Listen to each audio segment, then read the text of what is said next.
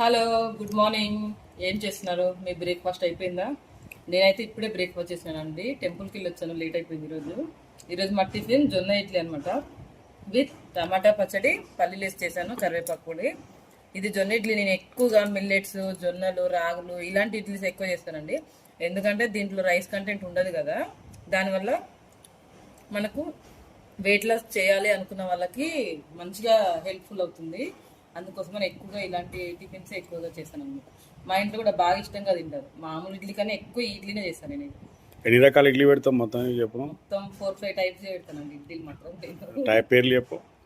జొన్నలు ఇడ్లీ పెడతా, రాగి ఇడ్లీ పెడతా, నార్మల్ ఇడ్లీ పెడతా, మళ్ళీ మిల్లెట్స్తో కూడా అన్ని మిల్లెట్స్తో ఇడ్లీ చేసి పెడతానండి. అన్ని వెరైటీస్ పెడతాను ఇడ్లీ.